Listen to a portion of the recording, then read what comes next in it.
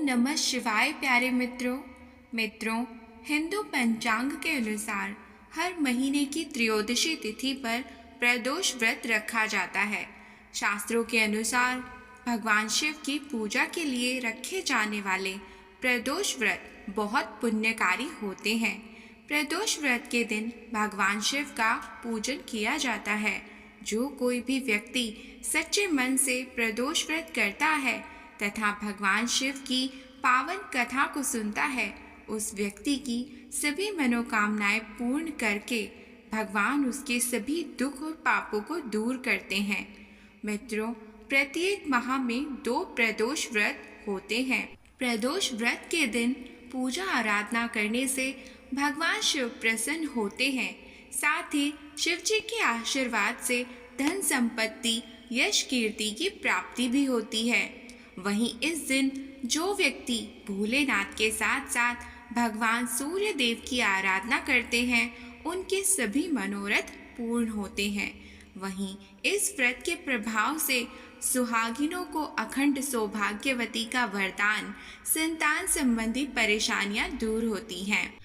मित्रों, पंचांग के अनुसार वैशाख माह का दूसरा प्रदोष व्रत सोमवार के दिन पड़ रहा है, इसीलिए इसे सोम प्रदोष व्रत कहा जाएगा। मित्रों, सोम प्रदोष के दिन शिव जी के व्रत करने और कथा सुनने से समस्त दुखों से छुटकारा मिलता है और शिव कृपा से सुख समृद्धि का वरदान भी मिलता है।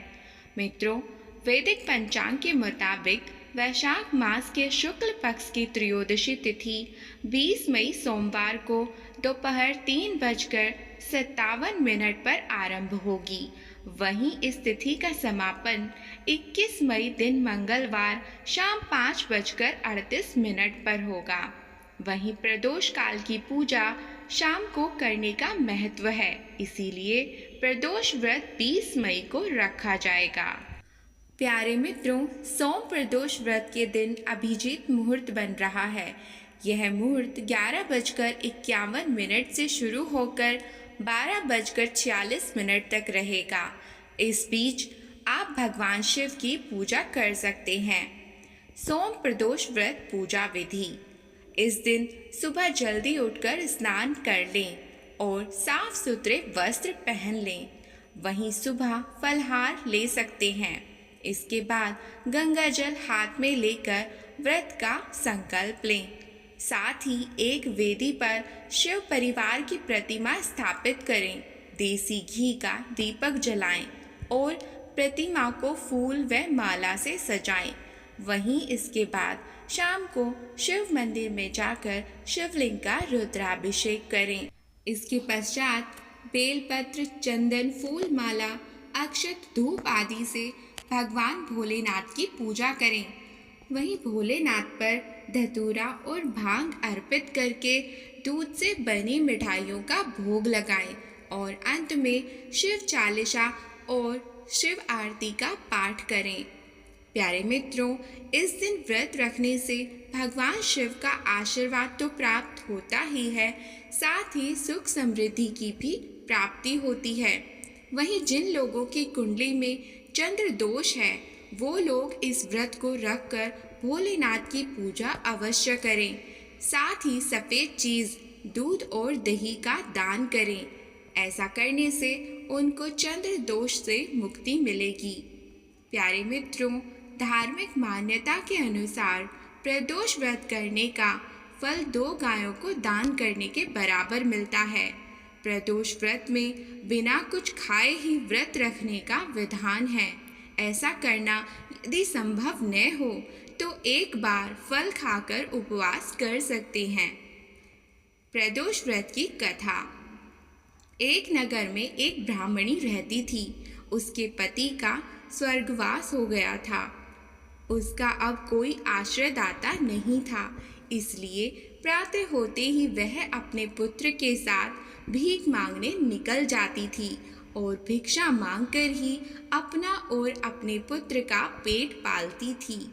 एक दिन ब्राह्मणी घर लौट रही थी तो उसे एक लड़का घायल अवस्था में करहाता हुआ मिला।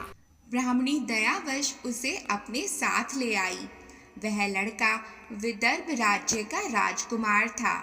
शत्रु सैनिकों ने उसके राज्य पर आक्रमण करके उसके पिता को बंदी बना लिया था और राज्य पर नियंत्रण कर लिया था।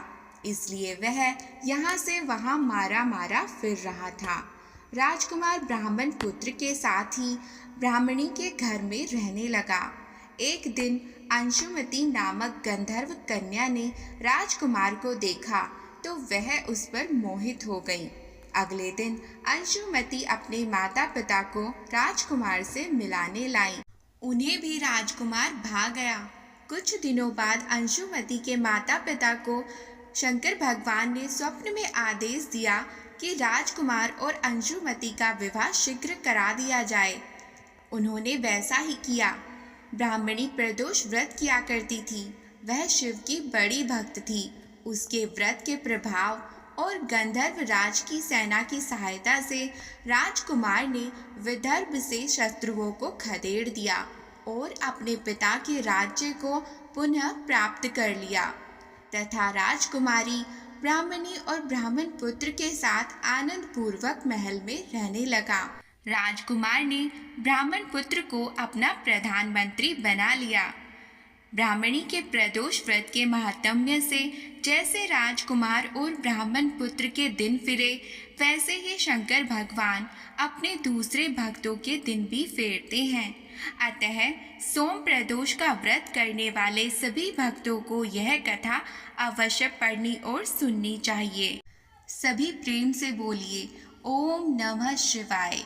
प्यारे मित्रों, अगर आपको यह जानकारी पसंद आई हो तो वीडियो को लाइक और चैनल को सब्सक्राइब ज़रूर करें। साथ ही कमेंट बॉक्स में हर हर महादेव ओम नमः शिवाय अवश्य लिखें। धन्यवाद।